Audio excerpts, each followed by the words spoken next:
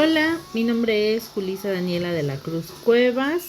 Estoy en el programa educativo de Ingeniería en Biotecnología y vivo en el Estado de México, específicamente en un pueblito llamado Tecomatepec. Hoy les venimos a explicar lo que es el proceso de nutrición en plantas. Como sabemos, las plantas son una fuente fundamental de nuestra vida para obtener oxígeno. Entonces, el conocer su proceso de nutrición es muy importante. Vamos empezando con su función de nutrición. Las plantas son organismos autótrofos fotosintéticos, que quiere decir que producen su propio alimento. Para esto necesitan utilizar la luz del sol, el dióxido de carbono que se encuentra en el aire y el agua que está en la tierra o que es regada para la plantita. Esa agua se combina con minerales que tiene el suelo o la tierra. Estos minerales se hacen líquidos para que las plantas los puedan absorber. Algo que me llamó mucho la atención es que en la tierra podemos encontrar 60 elementos químicos, de los cuales solo 16 son esenciales para las plantitas. En el aire encontramos lo que es el carbono y el oxígeno. En el suelo, algunos de los elementos que podemos encontrar es el hidrógeno, el nitrógeno, el potasio, calcio, fósforo y muchos más. Cada uno tiene diferentes funciones en la planta y cada uno ayuda a la planta a poder formar sus propias estructuras. El cobre, como lo mencionamos aquí, forma parte de algunos transportadores de electrones y de algunas enzimas. Ahora vamos a platicarles sobre la absorción y el transporte de agua.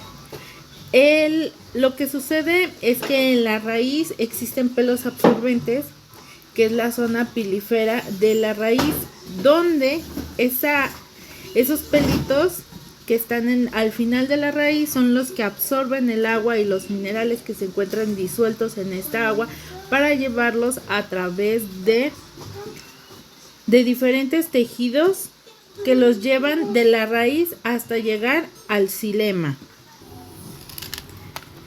en el cual viaja en el cilindro vascular a través de dos vías. Tenemos las vías que son transcelular o simplástica, en el cual se va de célula a célula.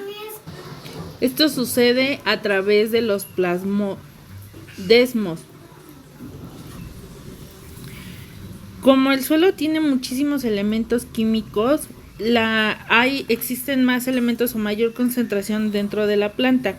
Entonces, esto para ingresar más se realiza a través de un transporte activo mediante proteínas transportadoras, de las cuales tienen un costo energético, como conocemos el ATP. Y el agua penetra en los tejidos de la raíz por osmosis. También tenemos una vía extracelular o apoplástica, en la cual se van aprovechando los espacios intercelulares que se tienen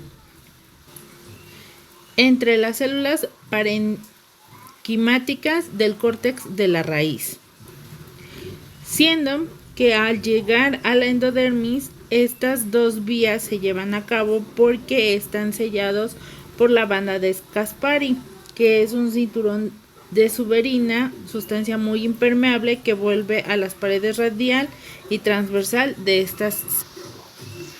Al absorber el agua y las sales minerales, se hace una mezcla que se conoce como savia bruta, en la cual se transporta hacia las hojas mediante el xilema, como ya lo habíamos mencionado antes. En este transporte ocurre principalmente gracias a la teoría de cohección-tensión, donde la transpiración en las hojas genera una especie de succión que ayuda a que el agua suba. Además, las moléculas del agua se mantienen unidas entre sí y se adhieren a las paredes del xilema, lo que facilita su ascenso. También existe la presión radicular, donde las raíces empujan al agua hacia arriba, aunque este mecanismo es menos importante. El intercambio de gases. Las plantas intercambian CO2 y O2 con la atmósfera. Las plantas intercambian dióxido de carbono y oxígeno con la atmósfera. Las plantas no tienen como tal un aparato respiratorio. Entonces, para poder absorber ese gas, lo que tienen son estomas, que son las hojas, y lenticelas, que son los tallos. En ellas, los estomas se abren y se cierran para hacer la respiración. Los estomas están formados por células oclusivas que regulan la entrada y salida de gases, como lo decía, o sea, se van abriendo y cerrando para ir absorbiendo el dióxido de carbono y el oxígeno, lo cual la entrada de dióxido nos permite tener lo que es la fotosíntesis, y la salida del oxígeno. También se pierde agua a través de la transpiración. Los estomas funcionan como pequeñas puertas que se abren y se cierran para regular la entrada de dióxido de carbono, la salida de oxígeno y la pérdida de agua en forma de vapor, que es lo que mencionábamos, que es la transpiración. Este proceso depende de factores como la luz, la temperatura y la cantidad de agua disponible. La fotosíntesis es un proceso en el que las plantas producen su alimento, donde se convierte la energía solar en energía química.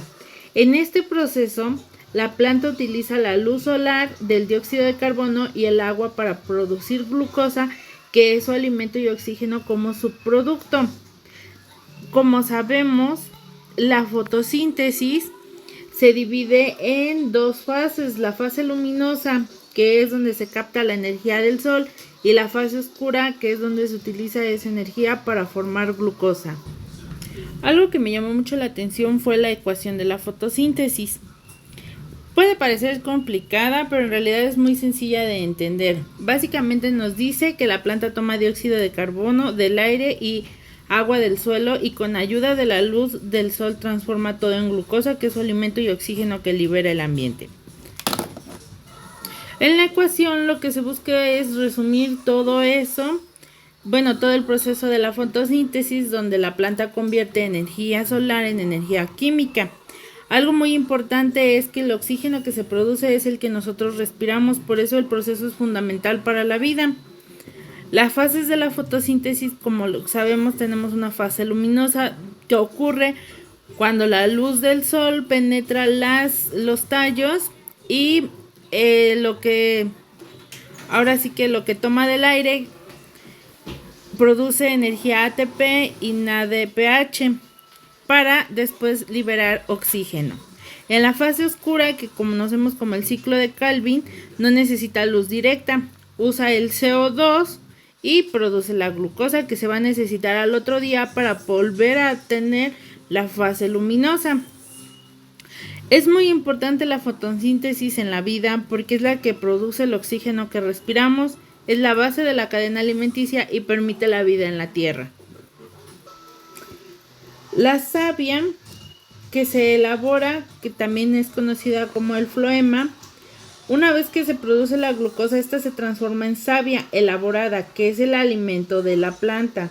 Esta se transporta por el floema desde las hojas hacia otras partes de la planta, como raíces, frutos y semillas.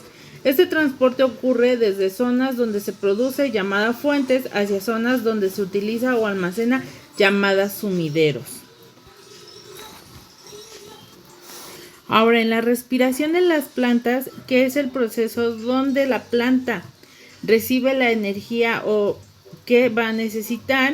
Esto ocurre en las mitocondrias y utiliza glucosa y oxígeno para poder producir energía ATP, CO2 y agua. En este proceso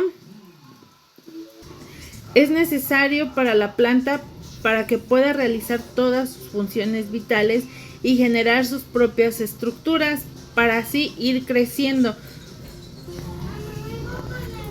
También tenemos otros tipos de plantas y son las distintas plantas. Lo que nos hace es tener diferentes tipos de nutrición, como son las plantas parásitas,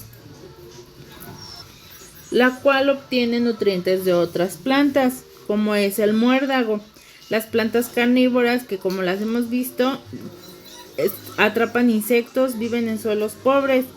Y las plantas simbióticas, que se asocian con otros organismos como hongos o bacterias para beneficiarse mutuamente. En conclusión, la nutrición de las plantas es un proceso muy completo que incluye la absorción de sustancias, el transporte, la fotosíntesis y la respiración. Gracias a estos procesos, las plantas pueden producir su propio alimento y son fundamentales para la vida en la tierra, ya que generan el oxígeno que respiramos y forman la parte de la cadena alimentaria. El conocer el proceso de las plantas de la nutrición en biotecnología nos ayuda mucho para saber en qué momento, por ejemplo, alguna planta que llegue a tener alguna deficiencia por el cambio climático, por el estrés hídrico, por cualquier cosa que altere su mecanismo, nosotros al conocer todo su proceso podemos saber qué hacer y dónde actuar para modificar lo que le está afectando, como lo hemos visto en los cultivos in vitro, que a partir de un pedacito de la parte de la planta podemos generar más plantas. Entonces se puede hacer porque ya se conoce el funcionamiento de Entonces, el conocer ahora cómo se nutre la planta todavía nos ayuda muchísimo más para poder entender todos estos procesos. Muchas gracias y tengan un bonito día.